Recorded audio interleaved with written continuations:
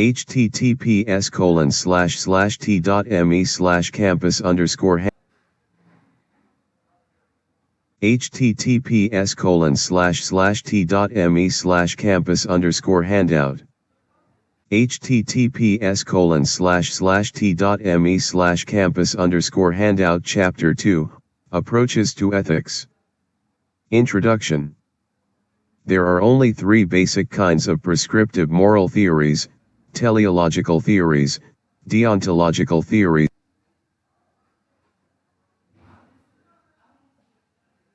and virtue-based theories. 2.3 Normative ethics. Contain theory of obligation, theory of moral value, theory of non-moral value. Normative theory of obligation goal is guide us in the making of decisions and judgments about actions in particular situations. Offers theories or accounts of the best way to live by evaluate actions in a systematic way. Includes ethical theories or approaches such as utilitarianism, deontology, virtue ethics, principlism, narrative ethics, feminist ethics. 2.3.1 Teleological ethics, consequentialist. Referred as the end justifies the means. 2.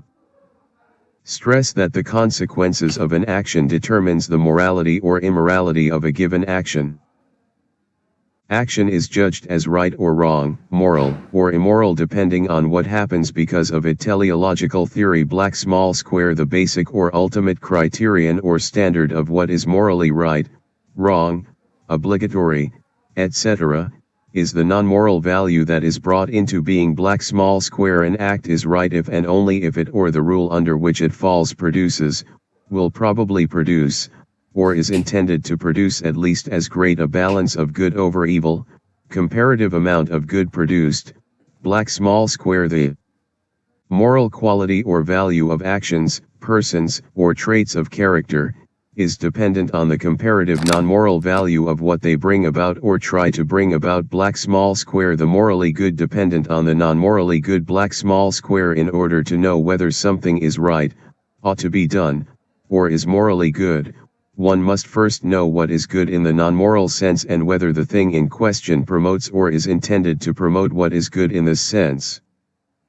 Black small square teleologists have often been hedonists, identifying the good with pleasure and evil with pain, and concluding that the right course or rule of action is that which produces at least as great a balance of pleasure over pain as any alternative would. Black small square there is one and only one basic or ultimate right-making characteristic, namely, the comparative value.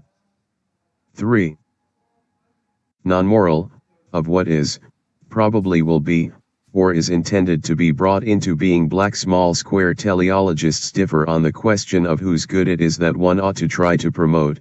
1. Ethical egoism. One is always to do what will promote his own greatest good. An act or rule of action is right if and only if it promotes at least as great a balance of good over evil for him. This view was held by Epicurus, Hobbes, and Nietzsche too. Ethical universalism/utilitarianism. The ultimate end is the greatest general good. An act or rule of action is right if and only if it is, or probably is, conducive to at least as great a balance of good over evil in the universe as a whole as any alternative would be. Utilitarians Jeremy Bentham and John Stuart Mill are hedonists, but some utilitarians are not hedonists, for example, G. E. Moore and Hastings Rashdall, and so have been called ideal utilitarians. It would also be possible, of course, to adopt teleological theories intermediate between ethical egoism and utilitarianism. Pure ethical altruist might even contend that the right act or rule is the one that most promotes the good of other people. Deontological theories. 4. Black small square deny what teleological theories affirm. Black small square principle of maximizing the balance of good over evil, no matter for whom, is either not a moral criterion or standard at all, or, at least, it is not the only basic or ultimate one. Black small square assert that there are other considerations that may make an action or rule right or obligatory besides the goodness or badness of its consequences, certain features of the act itself other than the value it brings into existence. Black small square example, the fact that it keeps a promise, is just, or is commanded by God or by the state. 2.3.2 Egoism, ethical and psychological egoism. 1. Ethical egoism. Focus on the consequences of actions because believe that those consequences justify actions. Although theory is indeed consequentialist, it does not qualify as utilitarian, because it doesn't have the common good as its ultimate end. It is a normative theory about how we ought to behave that advocates egoism as a moral rule. The theory implies that we ought to be selfish, self-interested. Example, case, Good Samaritan stopped to help a man whose car had broken down on the freeway. The man shot and killed the Samaritan, stole his car. 5. Although most people would admire the Good Samaritan for what he did, the ethical egoist would say that the Samaritan did the wrong thing. For ethical egoism there is only one rule. Look after yourself. Ethical egoist insisted that if you don't take advantage of a situation, you are foolish. A twisted version of the golden rule, do unto others as you would have them do unto you. It is rewriting of the golden rule, because, obviously, it is not always the case that you will get the same treatment from other that you give to them. The golden rule usually emphasizes others, but for the ethical egoist it emphasizes the self. Argument for ethical egoism follows immediately from the theory of psychological egoism. If I am psychologically programmed to act only in my own best interest, then I can never be obligated to perform altruistic one. We all always seek to maximize our own self-interest. Definition of psychological egoism. 2. If one cannot do an act, one has no obligation to do that act. 3. Altruistic acts involve putting other people's interests ahead of our own. Definition of altruism. 4. But altruism contradicts psychological egoism and so is impossible, by premises 1 and 3. 5. Therefore, altruistic acts are never morally obligatory, by premises 2 and 4. 6. Suggests that other people's interests are of no importance from the moral point of view, only one's own welfare counts, and others does not. Notice: ethical egoism does not forbid one to help others, or require one to harm others / deliberately neglect their interests. Oh, if you might advance your own interests by helping others, then by all means help others, but only if you are the main beneficiary. Ethical egoism does not say that one ought always to do what is most pleasurable, or enjoyable. Oh, it suggests that one should do what will be of long-term benefit to oneself, like exercising, eating healthy food. Oh, it acknowledges that one's own self-interest may occasionally require pain or sacrifice. 2. Psychological egoism. The main argument that has been used as a basis for ethical egoism is a psychological one, an argument from human nature. Ethical egoism has generally presupposed what is called psychological egoism, that each of us is always seeking his own greatest good, whether this is conceived of as pleasure, happiness, knowledge, power, self-realization, or a mixed life. 7.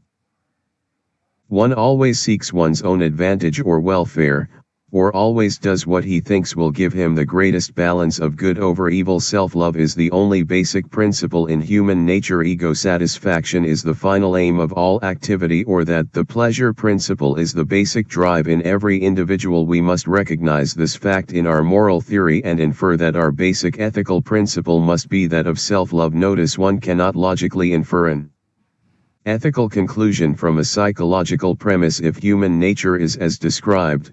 it is simply unrealistic and even unreasonable to propose that we ought basically to do anything but what is for our own greatest good. Psychological argument for ethical egoism is at least reasonable, even if it is not logically compelling. 2.3.3 Utilitarianism, producing the best consequences. That action is best, which procures the greatest happiness for the greatest numbers. Unlike ethical egoism, utilitarianism is a universal teleological system. It calls for the maximization of goodness in society, that is, the greatest goodness for the greatest number and not merely the good of the agent. Note this points. 8. A more promising strategy for solving dilemmas is that of definite moral rules. Principles are important in life.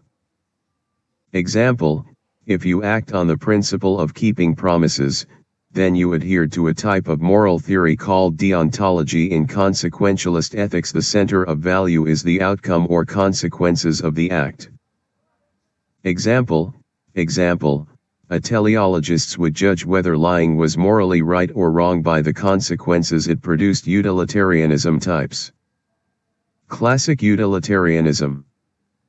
In our normal lives we use utilitarian reasoning all the time. Seeds of utilitarianism were sown by the ancient Greek philosopher Epicurus. He stated that pleasure is the goal that nature has ordained for us, it is also the standard by which we judge everything good. His theory focused largely on the individual's personal experience of pleasure and pain. He advocated a version of ethical egoism. Nevertheless, Epicurus inspired a series of 18th-century philosophers who emphasized the notion of general happiness, that is, the pleasing consequences of actions that impact others and not just the individual. Classical expressions of utilitarianism, though, appear in the writings of two English philosophers and social reformers, Jeremy Bentham, John Stuart Mill. 9. Jeremy Bentham, Quantity over Quality. Main features of utilitarianism, both of which Bentham articulated: the consequentialist principle, or its teleological aspect. Rightness or wrongness of an act is determined by the goodness or badness of the results that flow from it. The end counts and justifies the means. The utility principle, or its hedonic aspect, the only thing that is good in itself is some specific type of state, for example, pleasure, happiness, welfare. Hedonistic utilitarianism views pleasure as the sole good and pain as the only evil. Act is right if it either brings about more pleasure than pain or prevents pain. An act is wrong if it either brings about more pain than pleasure or prevents pleasure from occurring. Hedonic calculus, scheme for measuring pleasure and pain. Quantitative score for any pleasure or pain experience is obtained by summing the 7 aspects of a pleasurable or painful experience, which are: intensity, duration, certainty, nearness, fruitfulness. 10. Purity, extent. Adding up the amounts of pleasure and pain for each possible act gives hedons, units of happiness. The amount of hedons would enable us to decide which act to perform.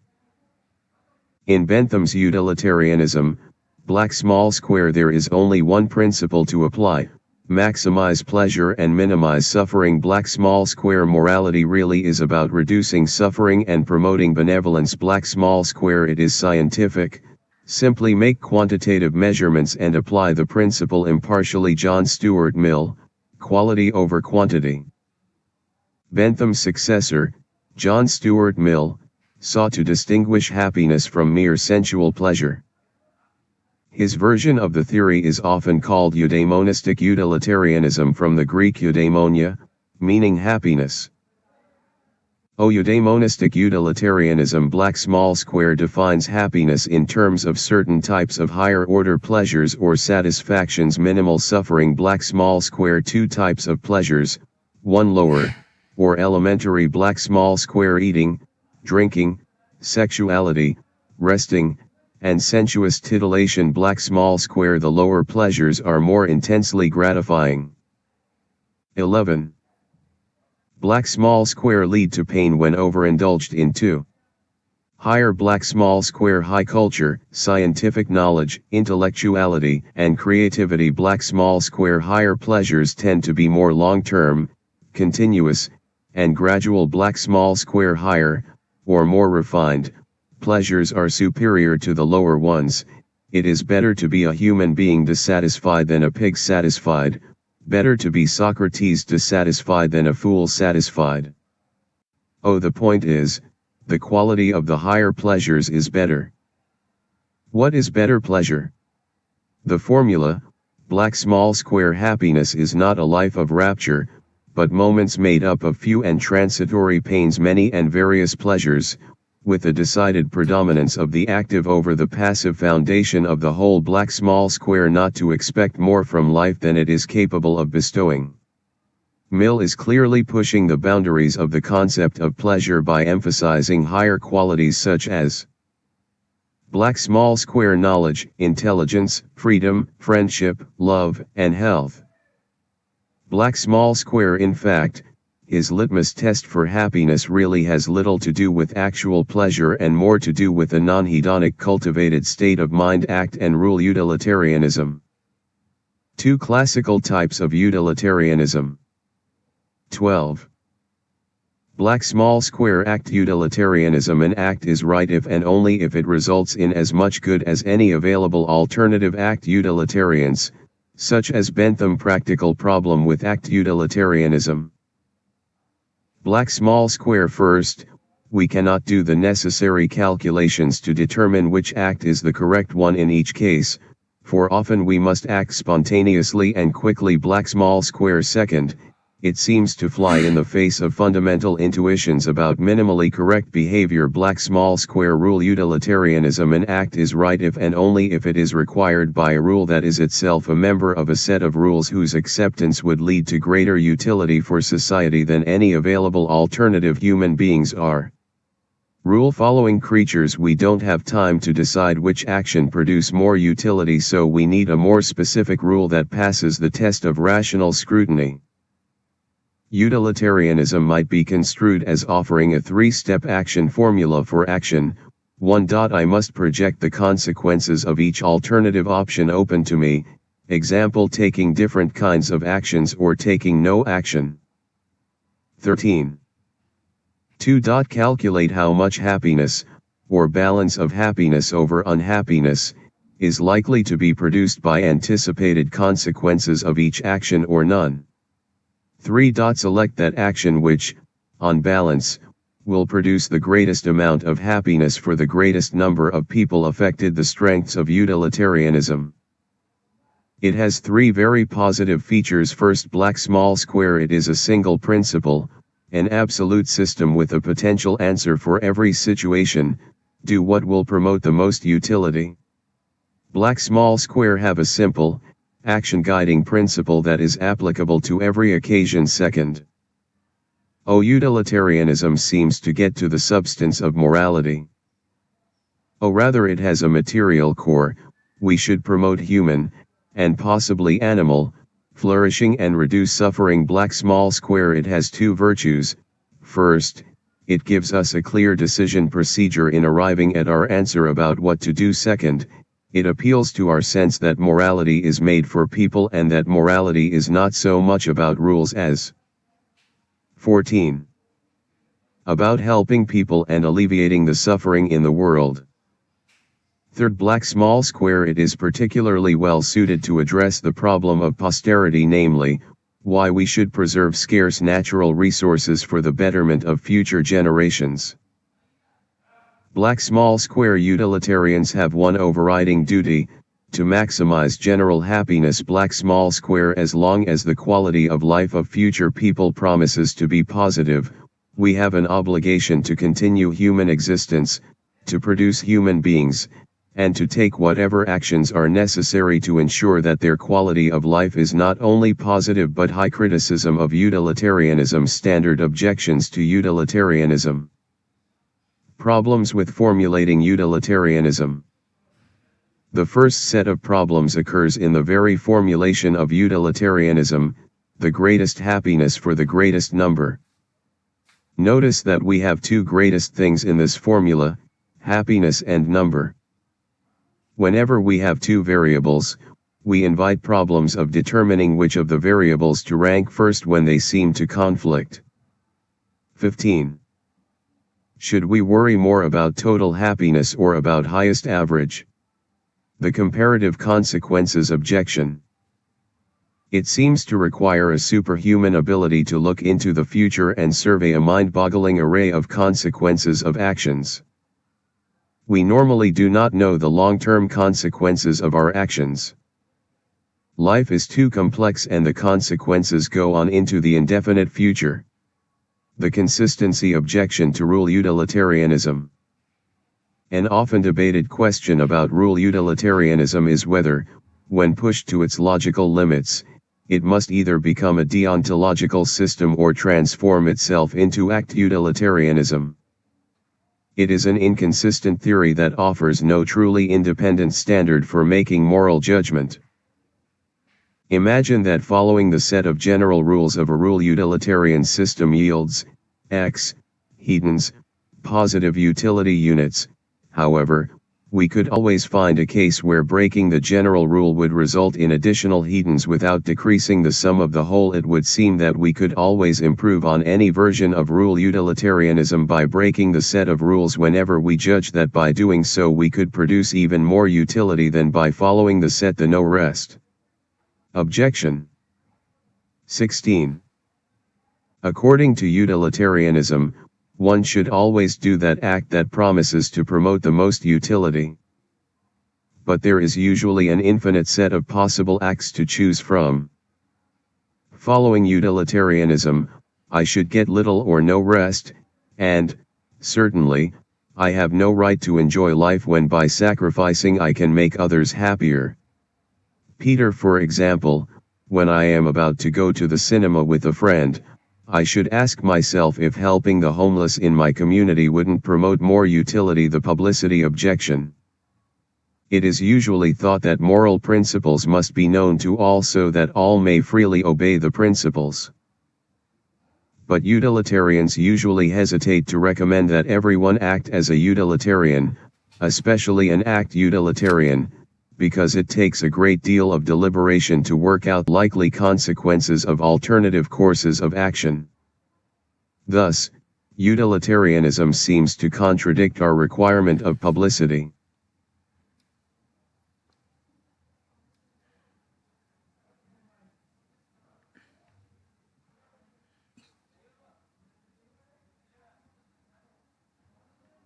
Publicity. The relativism objection. People accuse rule utilitarianism of being relativistic because it seems to endorse different rules in different societies. But this is not really conventional relativism because the rule is not made valid by the communities choosing it but by the actual situation. 17. Criticism of the ends justifying immoral means. Utilitarian ends might justify immoral means. There are many dastardly things that we can do in the name of maximizing general happiness: deceit, torture, slavery, even killing off ethnic minorities. The general problem can be laid out in this argument. 1. If a moral theory justifies actions that we universally deem impermissible, then that moral theory must be rejected. 2. Utilitarianism justifies actions that we universally deem impermissible. 3. Therefore, utilitarianism must be rejected. The lying objection. William D. Ross has argued that utilitarianism is to be rejected because it leads to the counterintuitive endorsement of lying when it serves the greater good. If it turned out that lying really promoted human welfare, we'd have to accept it. But that's not likely. Our happiness is tied up with the need for reliable information, that is, truth. The justice objection.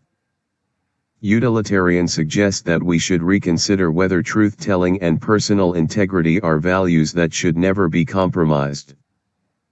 The situation is intensified, though, when we consider standards of justice that most of us think should never be dispensed with.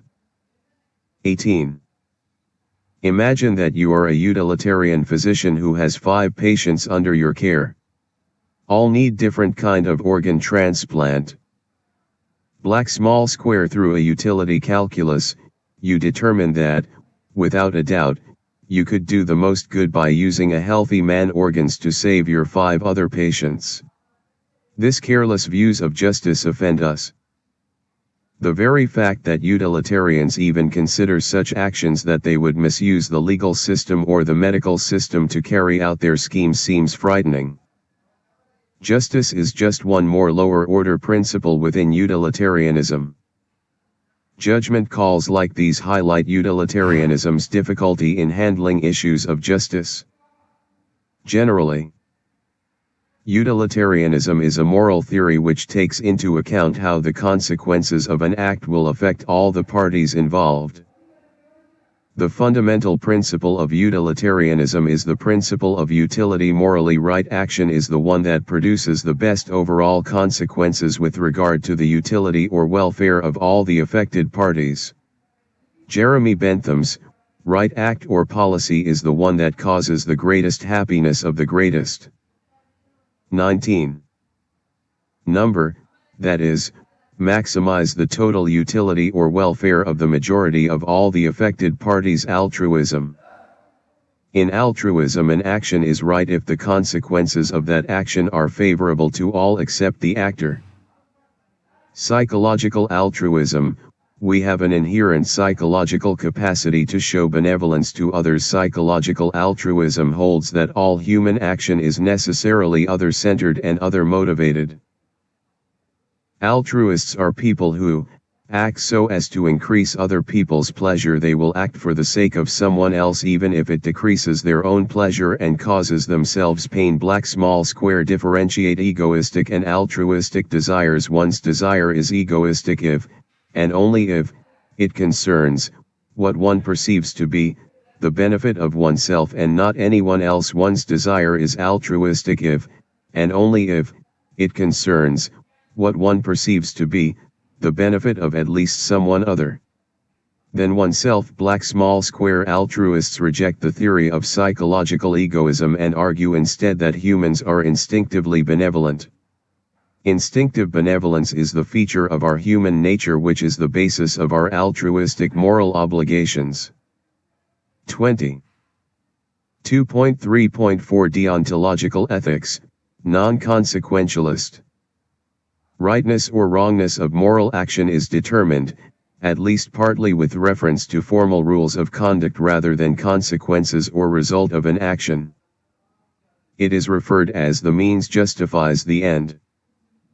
In many respects, deontological moral theory is diametrically the opposite of utilitarianism. It is a duty-based, and according to this theory, the consequences or results of our action have nothing to do with their rightness or wrongness.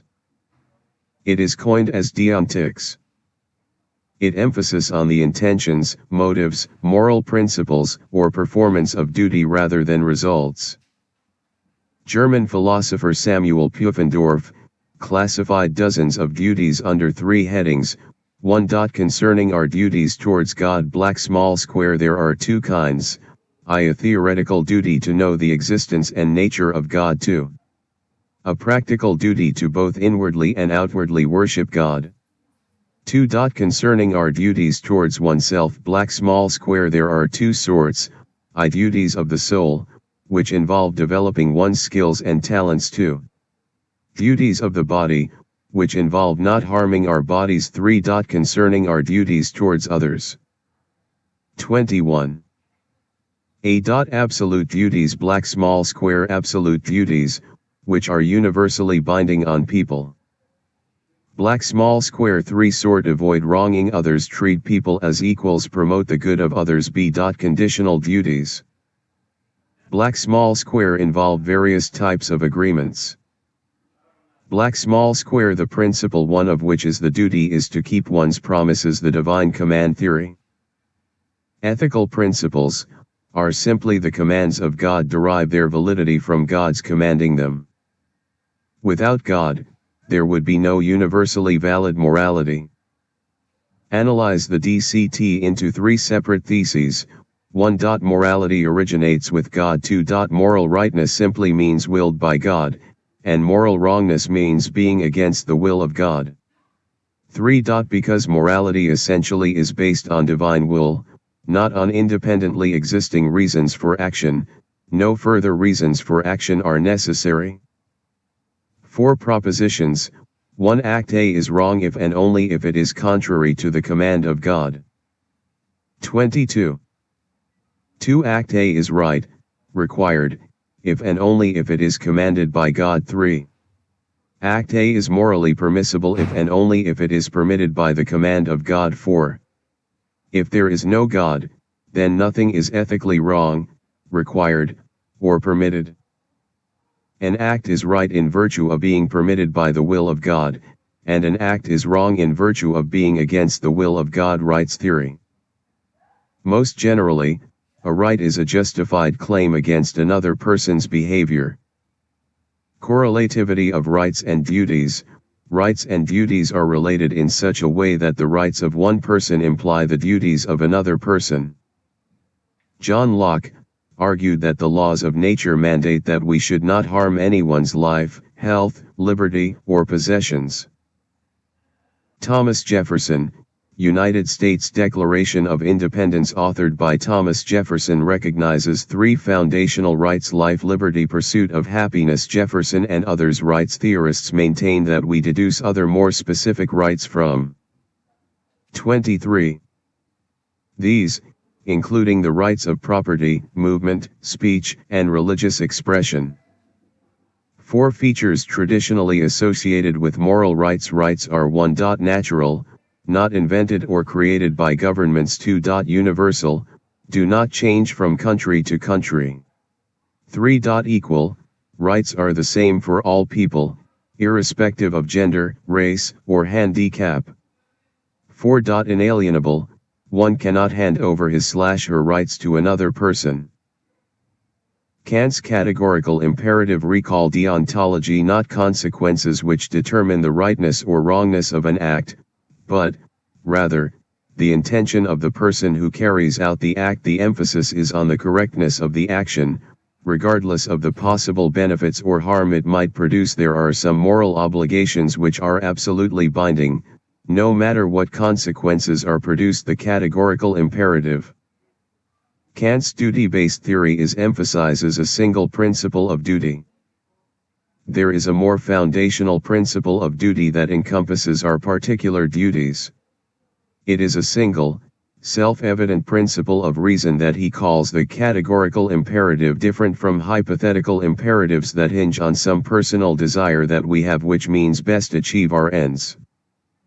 24. For example, if you want to get a good job, then you ought to go to college. Categorical imperative simply mandates an action, irrespective of one's personal desires, such as you ought to do X. Kant emphasizes the idea of good intention. Nothing was good in itself except a good will.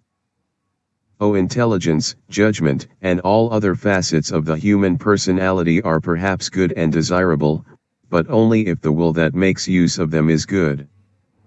Will, the uniquely human capacity to act according to the concepts behind laws, that is, principles presumably operating in nature. Kant: a will could be good without qualification only if it always had in view one principle, whether the maxim of its action could become a universal law. There was just one command or imperative that was categorical, that is, one that presented an action as necessary of itself, without regard to any other end. Kant's categorical imperative states that we should act in such a way that the maxim or general rule governing our action could be a universal law. Kant thought that when a moral action is being considered, one should ask the following questions: what would happen if everyone in the world did this, all the time? And would that be the kind of world I'd like to live in? Kant gives at least 3 versions or formulations of the categorical imperative. 25. His categorical imperative is based on the idea that there are certain objective ethical rules in the world. Kant's version is possibly the most well-known, and relies heavily on his idea that all people are fundamentally capable of reasoning in the same manner and on the same level. Kantianism focuses more on intent and action in itself, as opposed to the consequentialist focus of utilitarianism. Person cannot decide whether conduct is right, or moral, through empirical means. Such judgments must be reached a priori, using pure practical reason. Moral questions are determined independent of reference to the particular subject posing them. Kant's theory is hinged by his beliefs on autonomy and his formulation of categorical imperatives. He believed that, unless a person freely and willingly makes a choice, their action has no meaning, and certainly no moral value. Autonomy, one's own beliefs, independence, and government, acting without regard for anyone else. Heteronomy, acting under the influence of someone else. Kant believed that each individual is rational and capable of making free choices, thereby relies on autonomous thinking. Kant thought that every man, if using reason when looking at moral dilemmas, would agree with what he called the categorical imperative. Moral proposition that is true must be one that is not tied to any particular conditions, including the identity of the person making the moral deliberation / the intent behind the action matter. 26. Formulation of the categorical imperative. Yes. What time? Yes. This is your door.